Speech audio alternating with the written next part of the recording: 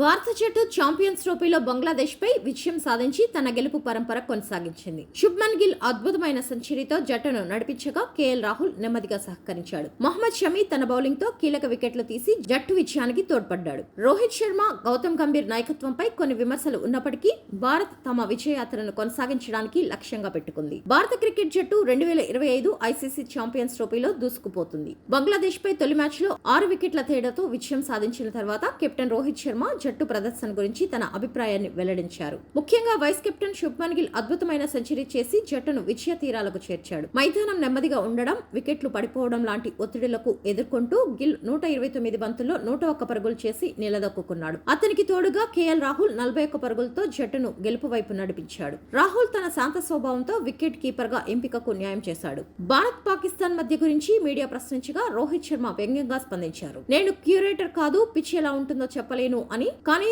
మేము ప్రస్తుతం పరిస్థితులకు బాగా అలవాటు పడ్డామని అన్నాడు. కెప్టెన్ రోహిత్ మాట్లాడుతూ, మా డ్రెస్సింగ్ రూమ్ లో అనుభవం చాలా ఉంది, ఎలాంటి పరిస్థితినైనా ప్రశాంతంగా ఎదుర్కొనే ధైర్యం మన జట్టులో ఉంది అని గిల్ తన స్థాయిని మరోసారి నిరూపించాడని అన్నాడు. అతను చివరి వరకు నిలబడి జట్టును గెలిపించడం గొప్ప విషయమని చెప్పాడు. మహమ్మద్ షమి ఐసీసీ ఈవెంట్ లో 53 వికెట్లతో భారతదేశానికి కీలక ఆటగాడిగా మారాడు. అతని ప్రదర్శనపై రోహిత్ ప్రశంసలు కురిపిస్తూ, షమి మనకు ఎన్నో మ్యాచ్ల్లో విజయాన్ని అందించాడని అన్నారు. అతనికి అనుభవం ఉంది, మనకు అవసరమైన సమయంలో ముందుకు వచ్చి సమర్థవంతంగా బౌలింగ్ చేస్తాడు అని చెప్పాడు. భారత సెలెక్టర్లు కొన్ని ఆసక్తికర నిర్ణయాలు తీసుకున్నారు. రిషబ్ పంత్ ను బెంచ్ లో ఉంచడం, హర్షదీప్ ను పక్కన పెట్టడం లాంటి నిర్ణయాలు విమర్శలకు గురయ్యాయని అన్నారు. అతుల్ వాసన్ మాట్లాడుతూ, రిషబ్ పంత్ ను విమర్శించడం నాకు ఆశ్చర్యంగా ఉందన్నారు. ఇంగ్లాండ్ సిరీస్ లో అతన్ని పక్కన పెట్టిన విధానం సరికాదన్నాడు. ఇక హర్షదీప్ గురించి మాట్లాడితే, అతను భారత్ జట్టుకు ఒక ఎడమ వైపు సిరీస్ గా మేలైన ఎంపిక అని అన్నారు. అతనికి చిన్న గాయాలు ఉన్నా పూర్తిగా ఫిట్ అయితే నేను అతన్ని తీసుకుంటాను అని చెప్పాడు. బంగ్లాదేశ్ కెప్టెన్ నజ్ముల్ హుస్సేన్ శాంటో తమ జట్టు మొదట పవర్ ప్లేతో 5 వికెట్లు కోల్పోవడం మ్యాచ్ ను దెబ్బతీసిందని ఒప్పుకున్నాడు.